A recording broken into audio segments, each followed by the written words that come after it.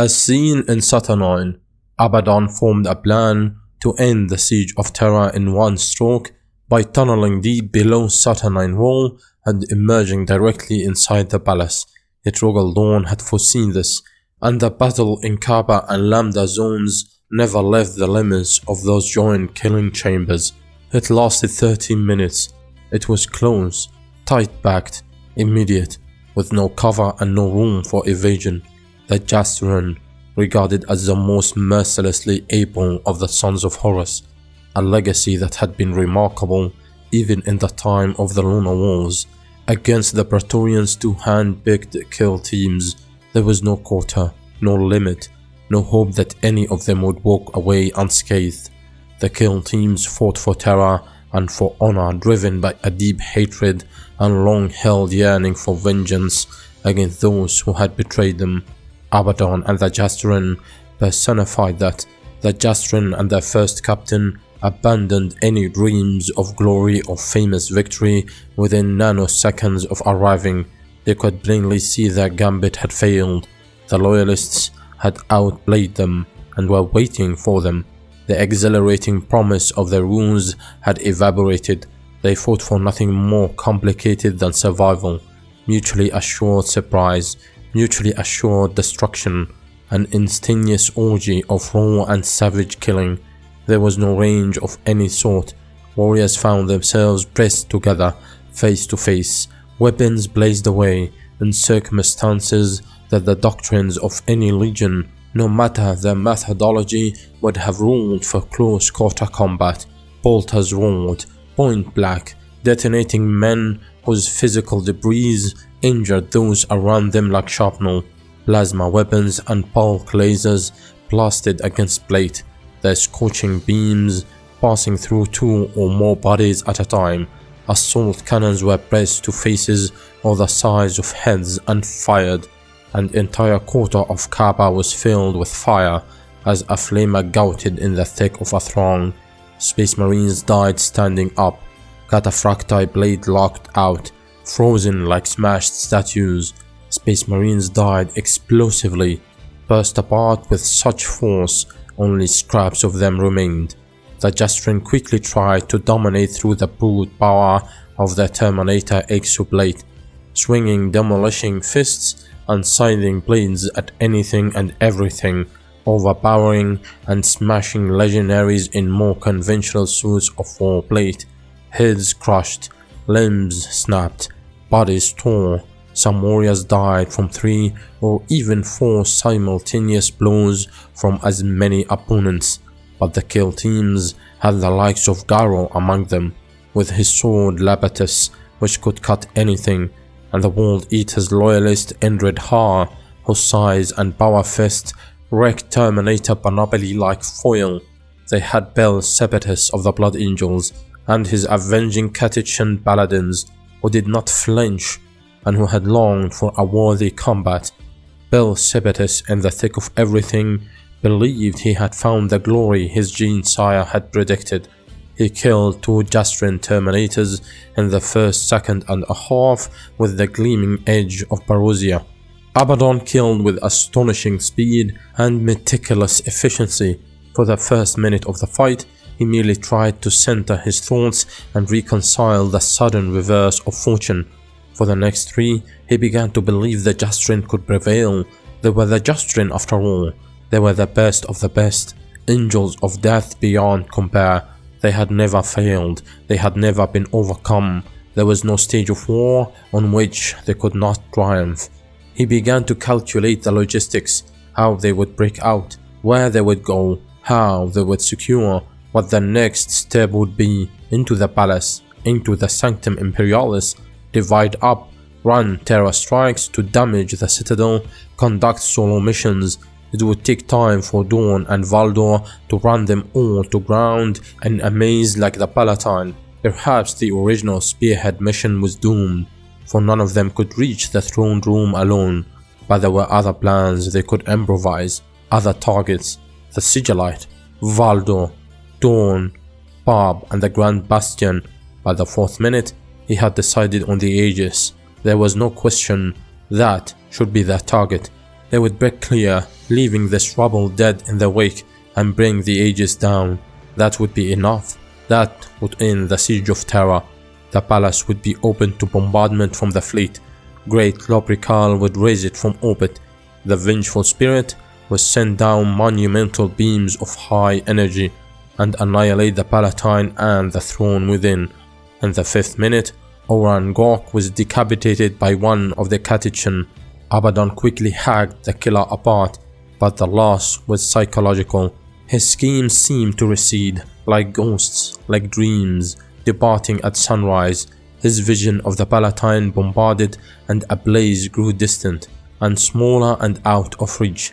In the 6th minute, killing without pause, Abaddon began to re-evaluate the skill and tenacity, the rationally brilliant approach to warfare that had carried him every step of his long career and made him first captain of the finest company in the finest legion, the first among firsts, a name taken seriously by even Primarch Gene-sires, centered him like an axis. They were cornered, they were trapped, they were being killed by the dozen. Not even the Justaerin, not even they could prevail. Loyalist reinforcements would be coming, even if they killed every last bastard in the chambers. The hope was dashed. He voxed retreat to his surviving men, activate homing beacons and get out, pull back to the Mantelith. Retreat now.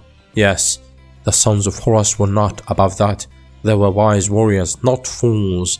They knew to read the flow of a fight and act accordingly. They were no good to anyone dead. Damn the Imperial fists and their simplistic no backward step. Only a fool never took a backward step. The sons of Horus were more like the barbarian white scars. Those heathen primitives got that much right. At least withdraw to advance. There was always another day, and that other day might bring victory instead. If you stood your ground like a yellow armored fool, you couldn't live to see it. By the 7th minute, Abaddon realized he was going to die. They had sent the homing signal repeatedly, once every 3 seconds, standard protocol. Extraction ordered, urgent, no flare had come. The signal might have been blocked. The Mantelith might have withdrawn from teleport range. No, the damn thing's grid had jammed. That was it. Abaddon could picture it. The filthy tech adepts come, frantically scurrying around the termite cabin, trying to repair a burned out grid. His beacon signal flashing on their consoles. The teleport had failed so many damn times on the approach. The Magi had blamed it on bedrock, on energy obstruction, on everything but themselves. It was their own shoddy, miserable incompetence. They had barely managed to get Abaddon and his men to the target. Now the inadequate bastards couldn't get them back out. In the 8th minute, Abaddon decided that if he ever got out, if he didn't manage that somehow, he would track down I-8 good-for-nothing one tag and kill her. He would kill her and her whole shitting Lang unity at the Ebta War stead for their ineptitude. He would hack off their hands and feet, unload them in a teleport grid, and transfer them unprotected into hard vacuum, or the heart of a star, or on an unsaid diffuse pattern, so the organic drizzle of their remains rained down over multiple sites at once. By the 9th minute, bleeding from a dozen wounds, 2 of them critical, he had resolved to kill the Lord of Iron too if he got out. In the dream of escape, he would find the great Perturabo and kill him. This had been his great idea. Perturabo had seen the flaw, the Saturnine fault. He had toyed with it, cooed over it, revealed it to Abaddon furtively, like some pornographic image. He had gulled Abaddon into this. He'd used the first captain, with his reputation and his authority and his unrivaled connections. He had used Abaddon to make this happen. Perturabo, damn his soul, had played first captain Ezekiel Abaddon like a fool. He had tempted him with glory, made him feel smart and noticed, brained his ego, made him feel like it was all his big clever idea. The bastard had even made Abaddon beg him to let him do it. The Lord of Iron, Lord of Shit, had manipulated Abaddon into using his influence to draw resources from the sons of Horus, coerce the Emperor's children into playing along. broke the helm of the Mechanicum. He had made Abaddon do all the work and take the credit. So if it failed like it was failing now, Abaddon would be to blame. Perturabo had deniability if it turned to shit. Perturabo could claim ignorance if 3 companies of the Sons of Horus, including the elite, not to mention how damn many of the Emperor's children, failed to return. In death, Abaddon would be blamed for the disaster and his memory dishonored. In death, he would be disgraced, called overreaching, called that fool Abaddon. Abaddon would find the Lord of Iron in the dream escape from this hell pit. He would annihilate those damned war automata with melters. He would face Perturabo and tear his skull off his spine and ram the haft of Forge Breaker down the stump of his neck and keep ramming it until the bastard's body split like a rotting gourd. And the 10th minute, Abaddon arrived at a point of calm, of serenity. He accepted his unrushing death, which was surely only seconds away. It had become a game, a contest, like the old practice cages. How many of them could he kill before he was bested? Some, most, all? Some were fine warriors. Sepatus, he was magnificent. Haar was a brute, but uninteresting challenge. Garro, Abaddon fancied his own chances in an even match, but the man's sword was a piece of work, and so was Garro's skill with it. He realized as he killed and killed and killed that he owed the Lord of Iron a genuine debt of gratitude. Abaddon was a warrior. He'd always been a warrior. It was his life, his purpose. He excelled at it. The war was a distraction. It was just another weapon. Those who knelt before it and pledged their worship, treating it like some kind of god, they were fools. All of them. Magnus, Logar, Fulgrim. Fools. Horus was a fool. The war was nothing. Being a warrior was everything. It defined him. The skill of combat, the lessons of defeat, the joy of triumph. That was his sacrament. Let them worship their false gods and giggling abominations. This was what he had wanted. The chance to fight like a man, not a demon. The chance to take the palace and claim Terra the old-fashioned way, by force of arms. He had wanted to win as a warrior. Perturabo had let him try. He owed the Lord of Iron thanks for that. This was everything. He realized as he entered the 11th minute with almost everyone dead. This moment, its simplicity, skill and courage, tested to the limit for no other reason, to serve no grand plan or devious rules, just tested for the sake of skill and courage. This moment was his life in its purest form, his life distilled. He fought Catechin and Imperial Fists, and Black Shields and Cataphracti Terminators and Tactical Space Marines for no other principle than to find out who was best. There was no size, no good or bad, no rebel cause or loyalist alliance, no war master, no emperor, no point to anything outside the broken, blood-smeared walls of the killing chamber. Just war, only war, the binary test of the galaxy that you passed in triumph or failed in glory. Death, rushing closer, was immaterial. How many could he take? He was Abaddon. Let them come, let them all come. Find more and bring them too. Bring anyone, bring everyone. He would take them, or he would die. Either way, it didn't matter anymore. In the 12th minute, Nathaniel Garro reached him, cleaving through one last Justaerin to close with him. They dueled blade into blade, munitions long since exhausted. Garro was good. His sword was remarkable. He dealt Abaddon 2 wounds that would have killed lesser men. He drove Abaddon back, boxing him against the chamber's ancient wall. Good tactics, but a mistake. When Abaddon pivoted, it was Garro who found himself boxed, his back to the stone. Abaddon threw a punch that smashed Garro against the wall.